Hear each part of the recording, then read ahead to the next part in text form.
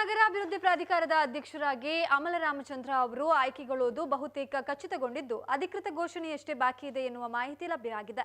ಕಳೆದ 8 ತಿಂಗಳಿನಿಂದ ಖಾಲಿ ಇರುವಂತಹ ಪೂಡಾ ಅಧ್ಯಕ್ಷ ಸ್ಥಾನಕ್ಕೆ ಕೆಲವರ ಹೆಸರು ಮುನ್ನೆಲೆಗೆ ಬಂದಿತ್ತಾದರೂ ಅಂತಿಮವಾಗಿ ಕೆಪಿಸಿಸಿ ವಕ್ತಾರರು ಆಗಿರುವ ಅಮಲ ರಾಮಚಂದ್ರ ಅವರ ಹೆಸರೇ ಫೈನಲ್ ಆಗಿದೆ ಎಂದು ತಿಳಿದು ಬಂದಿದೆ.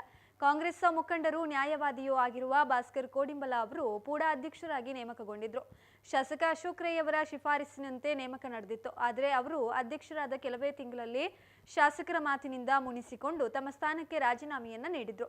ಭಾಸ್ಕರ ಕೋಡಿಂಬಲ ಅವರ ದಿಢೀರ್ ರಾಜೀನಾಮೆ ವಿಚಾರ ದೊಡ್ಡ ಮಟ್ಟದಲ್ಲಿ ಚರ್ಚೆ ಕೂಡ ಆಗಿತ್ತು. ಅಂತಿಮವಾಗಿ ಅವರು ಯಾರ ಮನವೊಲಿಕೆಗೂ ಒಪ್ಪದ ಕಾರಣ ಅವರ ರಾಜೀನಾಮೆ ಅಂಗೀಕಾರಗೊಂಡಿತ್ತು. ಅಮಲ ರಾಮಚಂದ್ರ ಅವರು ಪುತ್ತೂರು ಬ್ಲಾಕ್ ಕಾಂಗ್ರೆಸ್ ಪ್ರಧಾನ ಕಾರ್ಯದರ್ಶಿಯಾಗಿ ಮತ್ತು ಪಕ್ಷದ ಇನ್ನಿತರ ಹುದ್ದೆಗಳನ್ನು ನಿಭಾಯಿಸಿದ್ದಾರೆ.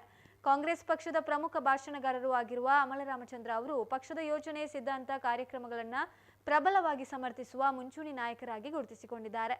ಪೂಡಾ ಅಧ್ಯಕ್ಷರ ಆಯ್ಕೆ ವಿಚಾರ ಕಾಂಗ್ರೆಸ್ಗೂ ಒಂದು ರೀತಿಯ ತಲೆನೋವಾಗಿ ಪರಿಣಮಿಸಿತ್ತು. ಭಾಸ್ಕರ್ ಕೋಡಿಂಬಲ ಅವರ ರಾಜೀನಾಮೆಯಿಂದ ತೆರವಾದಂತಹ ಅಧ್ಯಕ್ಷ ಸ್ಥಾನಕ್ಕೆ ನಗರಸಭೆಯ ಮಾಜಿ ಸದಸ್ಯ ಎಚ್ ಮೊಹಮ್ಮದ್ ಅಲಿ ಅವರ ಹೆಸರು ಪ್ರಬಲವಾಗಿ ಕೇಳಿ ಬಂದಿತ್ತು.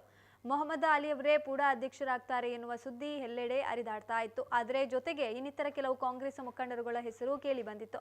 ಇದೀಗ ಅಂತಿಮವಾಗಿ ಅಮಲ ರಾಮಚಂದ್ರ ಅವರ ಹೆಸರನ್ನ ಶಾಸಕರು ಅಂತಿಮಗೊಳಿಸಿ ಸಿಎಂ ಅವರಿಗೆ ರವಾನಿಸಿದ್ದು ಅವರ ಹೆಸರೇ ಪೂಡಾ ಅಧ್ಯಕ್ಷತೆಗೆ ಕೆಲವೇ ದಿನಗಳಲ್ಲಿ ಘೋಷಣೆಯಾಗ್ತದೆ ಎನ್ನಲಾಗ್ತಾ ಇದೆ.